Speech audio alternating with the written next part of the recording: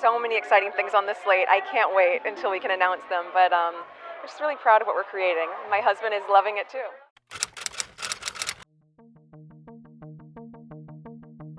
It's the end of 2024. It's been well over a year since the Variety Power of Women Awards, and after Meghan's promises of so many new exciting projects in the pipeline and how she wanted to make people feel, which of these exciting projects that she promised have been released in the past 12 months or so since she made that statement? Let's have a look.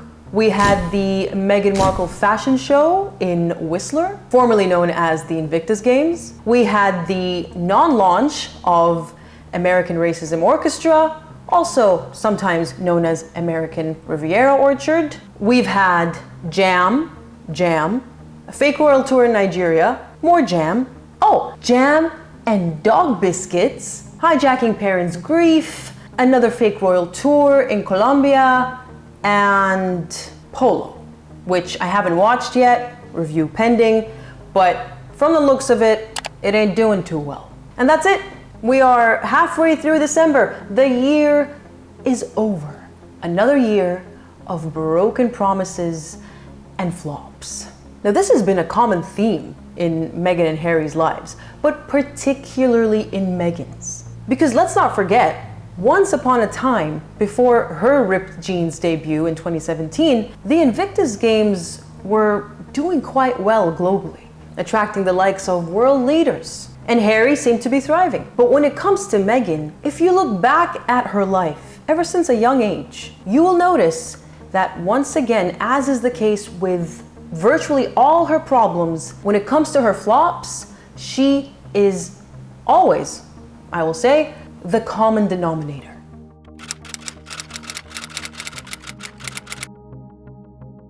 I've already made countless videos, I think, at this point, about Meghan Markle's Achilles heels. She doesn't just have the one, be it her lack of discipline, her laziness, her lack of intellect, her lack of talent, her lack of humility, all of which, by the way, fit under that umbrella of the curse of being a narcissist, because when you're perfect, you feel like you don't have to put any effort at all.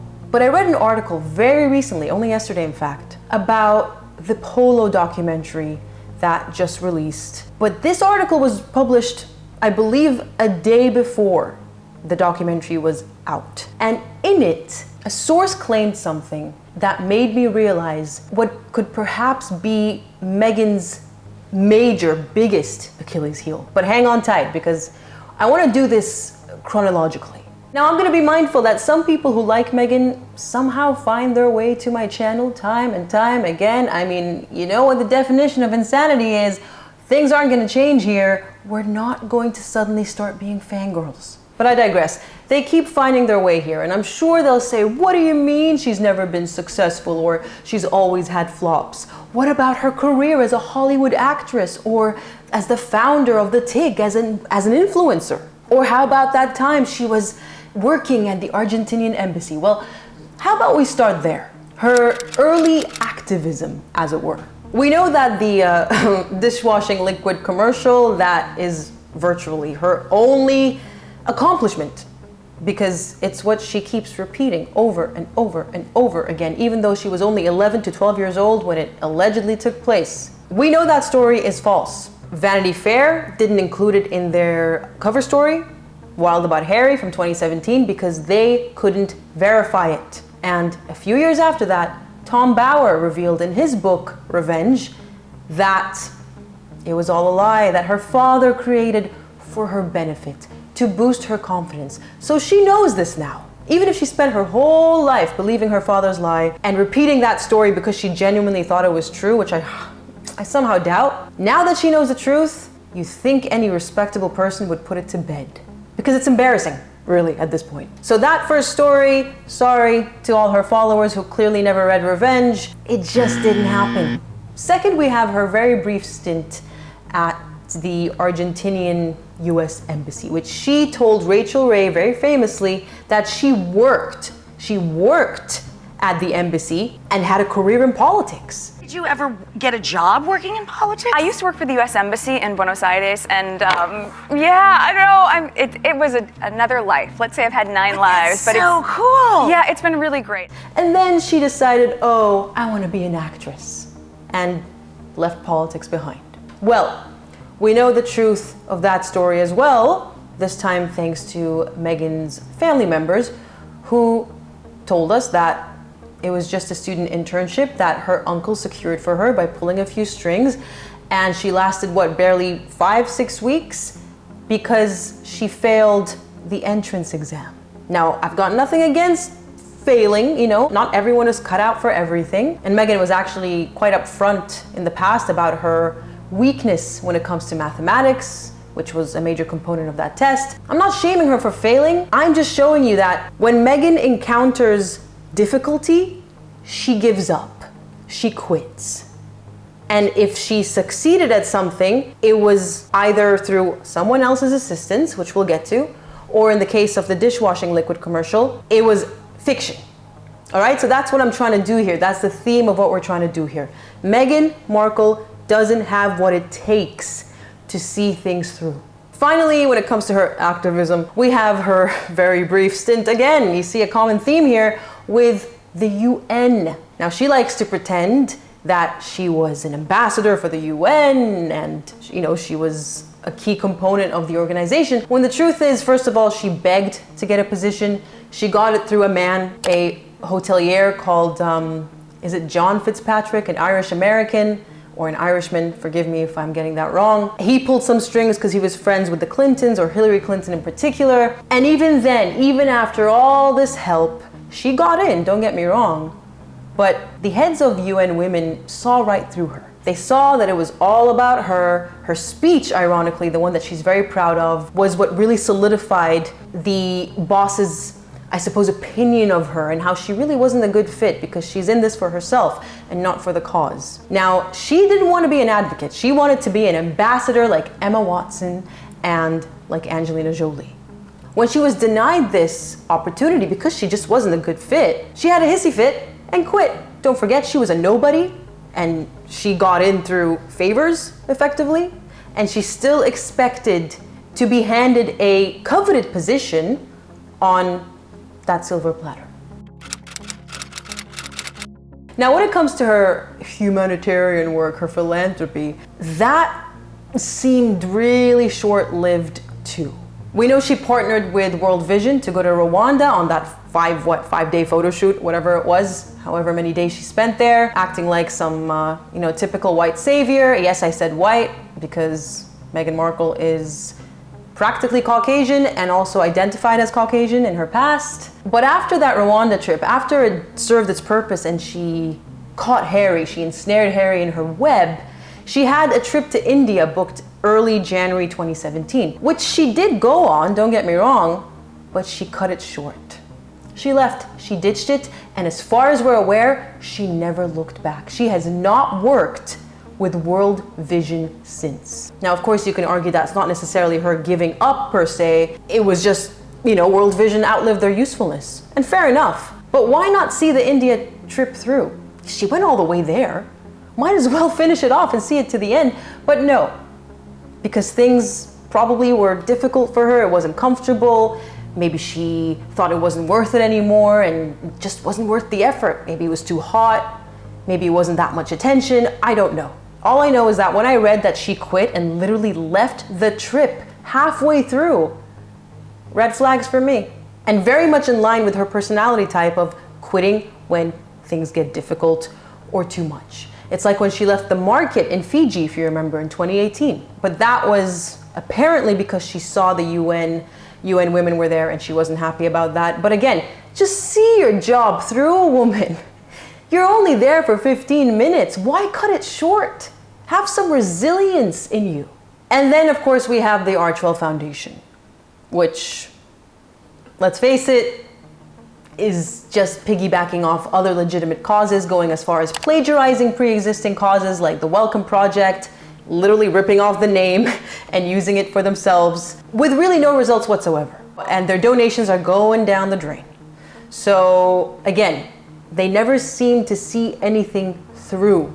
It's let's start this, that's popular, this is popular. Oh wait, I have to do work? Oh wait, you mean I have to put in more than 1 hour a week? No way. When it comes to Hollywood, we have to remember that Meghan is technically, just technically, a Nepo baby. Because her father was an esteemed lighting director in the industry. He does have quite an impressive resume, and he's an award-winning lighting director as well. So yeah, I think she qualifies as a Nepo baby. And despite that, and despite also her marriage to up-and-coming producer Trevor Engelson, she still couldn't make it. She still could only book in either parts as an extra or a couple of lines tops until she booked Suits. And of course, that's her claim to fame, at least in her own mind, because I'm not trying to be mean here, but she really was a nobody until Prince Harry started dating her. But I suppose it is some kind of minimal success in Hollywood. How she got the role, I have no idea. This woman has zero work ethic. Now, I've never watched Suits, not really down my alley, but I've heard that collectively in all the seasons she was involved in, she was barely there. She barely had any screen time because she was just, the love interest of a main character. And she's nowhere near the A-lister that she wanted us all to believe she was when she first came onto the scene as Harry's girlfriend. All the fluff PR pieces, being considered as a Bond girl, that was all fiction. So successful, yes, but a Hollywood star, I think not. And by that time, don't forget, as early as 2013, I believe, actually. So she was in her early 30s. She had just started Suits, and she was already on the prowl for a British husband with her frequent trips to London. This is fresh after her divorce from Trevor. So even then you get the sense that she wasn't taking that career seriously or that role seriously in Suits. She was already looking for an easy way out. At least that's my opinion. The influencer thing is overly exaggerated, in my opinion. But before we get to the TIG, which is of course the creme de la creme, she tried to be a food host, which she flopped at. She tried being a fashion expert. That didn't really last long either. She even tried being a so-called chef, and this was particularly during her time dating Corey Vitiello, who was still is a very famous chef in Canada. And she apparently even stole a few recipes of his and claimed them for her own. I don't know if it's true, but it really, it's really right down her alley, plagiarism. She plagiarized part of her speech at the UN thing that she gave back in 2015, I believe, or was it 2014? And then we get to the TIG. Now the TIG was just happening at the same time as all these other little attempts of hers were failing. But the TIG really wasn't, in my opinion, based on some evidence that's available, it really wasn't anywhere near as successful as she would like us to believe. If you have a look at her Instagram archive from the TIG, which I have found on Pinterest, because you can still see the like count and the number of comments, you will see that despite reaching, I believe, 1 million followers minimum on her TIG account on Instagram, which by the way only happened after she met Prince Harry, because don't forget, she closed down the TIG in April of 2017, I believe, or sometime early 2017. And so there were a lot of months there where people knew that Meghan Markle was dating Prince Harry, and it really helped boost her profile, both on her personal Instagram, which also started boasting millions of followers, but also on her TIG. However, it's all very superficial, and here's why. I have a selection, just a few posts from her TIG account, which clearly show the like count and the number of comments left. So this is what's known as the engagement. And what's normal for accounts that are very successful and they have a lot of followers, we're talking hundreds of thousands, if not millions, you'll find that if they're organically grown, their engagement levels reflect those numbers and the followers. You won't always get millions of comments, but they'll be in the hundreds of thousands or minimum tens of thousands. They'll have a lot of engagement. Now, when it comes to Meghan's TIG posts, you can see here, for instance, this one, which was posted on the 20th of January of 2015. So the TIG's been up for around 7 to 8 months at this point. She's only got under 2,000 likes, and more importantly, only 13 comments. Now you could say, oh, that's a one-off, but no, I came prepared. This post, now to be fair to her, was posted on the 19th of May 2014. So the TIG was founded in May of 2014. still brand new, but you can see again, engagement levels are very low. 1376 likes with 29 comments. Although ironically, this early post has more comments than her later posts with a higher like count. This post was over a year, so 14 months after the establishment of the TIG on July 20th, 2015, with just over 2,000 likes, but only 13 comments. This one here with her makeup artist who did her makeup for her wedding to Prince Harry was posted on the 17th of August 2015 with under 2,000 likes and only 11 comments. I'll put a few more on the screen. Here we have one from July 25th, 2015, same deal. Here we have another one with her makeup artist Daniel from the wedding, same deal. What's the point of all this, you ask? It's very easy to determine whether likes are bought or artificially inflated by looking at the engagement levels, more specifically at the comments. The hardest thing to fake are comments. So bots can go mass liking things, they can comment too, don't get me wrong, but it's usually a good tell when you can see someone has very low engagement and very high following counts. And in Meghan's case, even if they weren't artificially inflated, which, come on, it's right down her alley, why wouldn't she buy likes and followers? The follow count really only went up and hit that million mark after Prince Harry. What am I trying to say? I don't think the TIG was successful. If it were successful, I don't think she would have shut it down, because she shut it down before she was even proposed to, or at least way before they publicly announced the proposal. So it's a bit preemptive, especially considering she always referred to it as her baby. Do you just give up on your baby like that after less than 3 years? Another thing I've spoken about in the past in relation to the TIG was the involvement of Jake Rosenberg, a photographer who was also the founder of a popular website very much in line with the TIG vibes called The Coveteur. And you can watch that video, it's quite in depth, but whatever little success the TIG had, I actually attribute to him. The royal family, 72. That is the number of engagements that Meghan undertook as a full-time senior working royal. Speaking of short stints, I believe this, apart from the Argentinian embassy stint, was one of the most short-lived phases of Meghan Markle's life, which is crazy to me because it is a golden, not even golden, a platinum diamond opportunity that 99.99999% of us can only ever dream of. And I'm sure if any one of us were lucky enough to be in her shoes, not married to Prince Harry, because that's the opposite of lucky, but to marry into such a prestigious, historic royal family, I am certain that we would not have wasted it in the way that she did. But why? There are obviously many reasons. You know, of course, there was her entitlement, her jealousy of Catherine, which I think played a major role in her decision to leave. And of course, there was a criticism that was, for the most part, valid, based off her behavior. But there was also this point that I think slots in very well with her personality, based on her past behavior, that we don't talk about enough, which is that she didn't want to see it through. And as soon as it got a little bit tough, and when I say tough, I really mean it in the most benign way, you know, some effort, she dropped it and went, nope, I just wanted the title, I just wanted the riches and all the glamour, and I didn't want to do anything.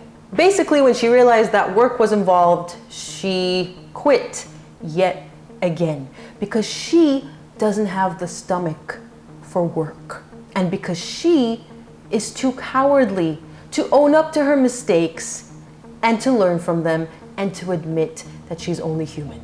It's interesting, I also want to put in the fact that she herself admitted to not undergoing the British citizenship test, partly at least, because it was too difficult. And her friend basically mocked her, if you ask me, her guest on the Archetypes podcast, rest in peace. Not the friend I hope is okay and alive, the podcast. But she basically joked and said, I think they made it harder for you. I mean, to me, that really says it all. There are people, including myself, who go through citizenship tests as very young teenagers, as kids. So when it comes to these tests, I have personal experience, and I can tell you they are designed to be easy. They're not designed to trip you up. Then, of course, we have life post-Megxit. Now, we know what happened to that Spotify contract. First, they basically lied and promised us a joint venture, really, between Meghan and Harry, a joint podcast where they would be giving the voiceless a voice. That was all a bunch of nonsense. Then we spend over 2.5 years, so from December 2020 all the way to August of 2022, to get a mere 12 episodes of a now defunct, practically, podcast, Archetypes. I mean, look, I don't know what else to say. I made a whole video about this. Why Meghan Markle's podcast failed or something. It was called The Flop or something. I don't know. It was a while ago, okay? But basically, you can watch that if you haven't seen it. I go through all the reasons as to why, in my opinion, the podcast was always doomed to fail. When it comes to Netflix, I mean, apart from the Harry and Meghan show, which really only did well because they were gossiping and defaming members of the British royal family who are interesting to people. They're an enigma, they're royalty, they're mysterious, and that's why it worked. But other than that, we had Live to Lead, which almost brought me to tears. I only saw the first episode and then fast forwarded through the other episodes, and I couldn't believe my eyes. Then there was Heart of Invictus, which also has not done well at all. And then of course now we have Polo, which, as I mentioned in the intro, I mean, you can even see the ratio of likes to dislikes in the trailer, but that doesn't look like it's gonna go places either. So I think we can all, I don't want to say confidently, but assume that that Netflix contract is not going to get renewed. Although the Netflix failure, I'm going to put on both Meghan and Harry, not just Meghan. However, this now brings me to the article that I read just yesterday, which inspired this whole video. Do you remember how back in 2022, when Meghan gave Variety magazine an interview, and she said that the Harry and Meghan documentary or docuseries is not the way that she would have done it. She was distancing herself from it, and she basically blamed the director, Liz, or whatever her name is, for doing it her way, and that way wasn't necessarily Meghan's way. Now, she was obviously distancing herself because she was worried about the backlash, and she was worried that it might flop. That, to me, is the hallmark of a coward. Someone who doesn't believe in anything that they work on, or at least attach their name to. And it wasn't a one-off, because she's doing it again with the Polo series, which for some reason, unbeknownst to me, she is an executive producer of. I mean, I don't know what her involvement was with this other than slapping her name on. I mean, it's pretty obvious, but her name is on it. And so, according to this article, she's distancing herself from it all over again. This is what this article specifically says. The insider, you know, also known as Meghan Markle in my books, continues, Meghan knows it doesn't really matter how she and Harry feel about it, being Polo. Perception is everything, and now online forums are burning up with people ridiculing them, says the person who apparently doesn't read what is said about them on the internet. Okay. Truth is, this is where we get to the juicy bit, it was pretty much out of their control. The bosses wanted the series to appeal to the masses and pushed this reality TV slant, so it's not entirely their fault. But it's starting to feel like a big mistake. Once again, distancing herself from a potential or maybe even definite flop. Wasn't me. And I just laughed because it's just so typical. I have more to say on this, but we cannot move on from this topic of her flops and what we were meant to expect this year without talking about American Racism Orchestra. It was, what, soft launched is what they call it? Almost a year ago now. And as I mentioned earlier, it was just a bunch of jam, and more jam. Oh, a sprinkling of dog biscuits here, and a whole bunch of trademark issues. That's it. Are we even gonna get the Netflix show that is meant to come hand in hand with it? No idea. I think it really depends on the trademark issues and whether they get that sorted, because how are you gonna use a name that you can't even trademark? But But if that's what Meghan was very excited about in 2023 on that black carpet, yikes. I mean, I know the bar is low, but I had no idea it was that low. So I mentioned that I believe Meghan is a coward. It's not just a lack of work ethic. It's not just a lack of discipline. It's not just laziness and a lack of intellect and a lack of talent. Because you know what? When you have a team around you and millions to fund this team to help you out, then most of these negative traits can be, I suppose, worked on or overcome by the competence of your team. But the thing about Meghan is that she is highly insecure. Because to me, a confident person who believes in what they're doing doesn't shy away from their projects and doesn't distance themselves in the way that she does. You know, I've had a lot of videos that have flopped. They just haven't done well. They're still up there. I believed in them and I worked really hard on them, and some of them I took days.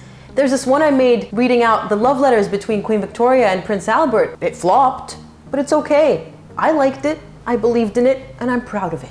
And most importantly, I think most of us are humble enough to understand that we're not, hit-making machines. Sometimes things just won't stick. People won't like it, and it's okay. You try again. But Meghan doesn't have the confidence and the guts to stick with her projects and her beliefs and to see things through. She is a coward. That's why she preemptively distances herself from things just as they're about to release, by the way. She always does it. The reason she will probably never succeed at anything she does is because she can never take ownership of her flops, her mistakes, or even of things that attract the mildest criticism. Instantly, as soon as it's not perfect, she disowns it. Or as soon as it requires some minimal effort, she disowns it. She quits. She stops. She has no resilience. She has no backbone, she has no self-belief, and she has no courage. At the first sign of adversity, she abandons ship. Having said that, the flip side of this mentality of hers is that she never learns and she is never deterred. A couple of episodes ago of my podcast, The Plutonium Show, I read a headline that 2025 is Meghan's year to sparkle. I mean, I couldn't even keep a straight face when I read that headline. But she's doing it again. She's at it again. It's exactly what she did on that black carpet that she was embarrassingly glued onto in 2023, talking about how excited she was about 2024 and all the projects that she has lined up. I mean, maybe she was talking about that weird, blurry Instagram story that she released in 2024 in March for American Riviera Orchard, and it's meant to make people feel. Feel what? Confused? Because I think that's what we all collectively felt when we saw that thing. And also when we saw how a year later, you've still got nothing. But brace yourselves for 2025, because apparently there's a lot coming up, a lot of exciting projects. Potentially. Maybe. Most likely not. And that's it for this video. Let me know what you think. I'm going to be brave and resilient and go edit this thing so I can see it through and put it up for you to watch. And if it flops, we can always try again next time. All right, everyone, take care, and I'll see you in the next one.